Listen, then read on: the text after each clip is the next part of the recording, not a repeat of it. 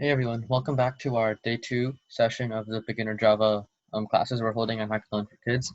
So if you didn't catch it in the class, this is how a Java program is structured. So you might not understand why we have public and static and what each of these words symbolize, but in the intermediate session, this will all make sense because we'll go over these more advanced concepts that are being used here in this structure. But for now, to create our Java programs like basically and how they're supposed to be, just have these memorized. And the only rule you need to know is that this name right here indicates what file the program is under. So right now we're in day2.java. You could see here we're on day2.java, Java source file. So that's why day2 is the name of the program and then the thing next to class. So if you know that, if you can write this down off the top of your head, maybe one day, just randomly you can write this down. That means you understand how to create the template of the program. So we also went over variables last time. So quick review, if you want to create a variable with age, do like int age equals 16. Another thing you could do is just set int age separately and do age equals 16. These two are the same thing. So yeah, same purpose and function. Right, and if you want to print it out, all we have to do is do system.out.println age. So we can run this real quick. I'm on the not IntelliJ, Visual Studio Code IDE. You guys can be on Replit, JDoodle, IntelliJ. They're all relatively similar, but yeah. So if we run this, we're gonna print out 16. Right, so that's basically a rough overview of how a basic program works. Now I'll jump into the slides. So today we'll be talking about comparison operators and pseudocode. So let's get into that. So comparison, so the purpose of most Java programs, like they all have to use some sort of logic to find some solution. And there are two ways of doing that. You can either compare numbers or compare Booleans. Once again, Booleans are true and false values. So this first set is include all the ways you can compare numbers, right? So suppose we want to compare whether two numbers are equal. Let's use 5 and 3 as an example. So you want to test whether the numbers 5 and 3 are equal. Example scenario is like maybe you want to test if someone is 3 years old, then give them a certain food, right? So we're going to test whether their age. If it's 5, we'll test 5 and 3. So if you want to test whether 5 is equal to 3, we just do 5 is equal to 3.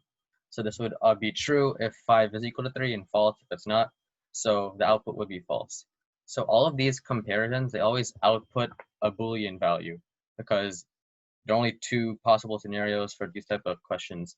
Is it equal? Is it greater? Is it less than? Or is it not that? So that's basically how it works. And you could use this logic for almost anything.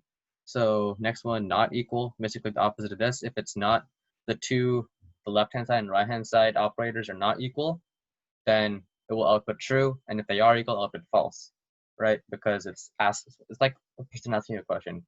Are these two numbers equal? Is 5 equal to 3? If it for that would be referring to this operator. And since it's not equal, you'd say false. And if someone asks you, is 5 not equal to 3? No one really asked that, but still they would say true because 5 is not equal to 3. So go over these real quick. They're all pretty simple. So this returns if the left-hand side number is greater than the right-hand side number. This is greater than or equal to. So it includes a scenario if 5 is equal to 3. So if you're testing 3 and 3, this scenario would be true. Less than, less than equal to, exact same logic, just opposite sides, right? So I'll go over this in the IDE real quick.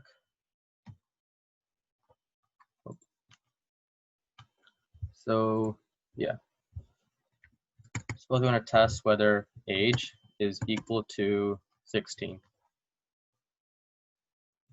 Oh, kind of slow. So 16 is equal to 16, so this should output true. True, right? Now let's say 15. False. 16 is not 15. We can test the others. Not equal to 15.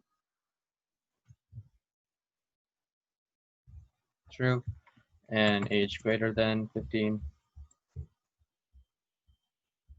also true. So you got the kind of logic. I'll test equal to for your own sanity to see if this works as well. 15 is not greater than 15, but it's equal to it, so it would output true as well. So that's how you can compare numbers in Java, right? Comparison operators are the number ones. And then the next set is for and or. So it's basically comparing two Boolean values. So when you're comparing things, it's always two sides. Same for this one, same for and or. So if the left-hand side Boolean and the right-hand side Boolean are both true, that is the only scenario where the and operator would output true. In all other scenarios, if at least one is false, that means like this operation would output false. So if you're putting true and false together, then it would be false, false and false, false, true and true would be true, and true and false would be false. Or on the other hand, it kind of similar, but like it includes like one false is fine. So if either one is true, then it would output true. At least one needs to be true. If both are true, it's still true. But if both are false, only then it's false. So let's test that out as well. Let's make a different variable like Boolean is tall. I don't know, right? True. Okay, so now we're going to print out whether or not it is true.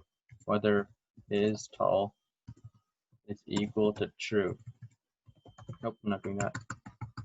We're doing and, so true.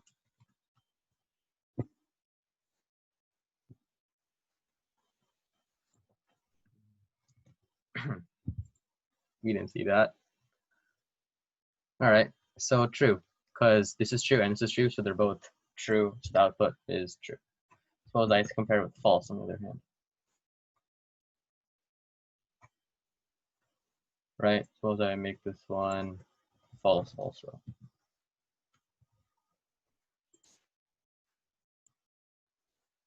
False. Okay, now let's test or.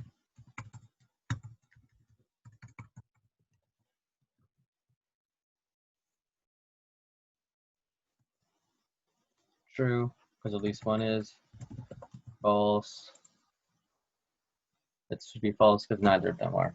So similarly, if you put true on both, now it would be true as well, because at least one is true.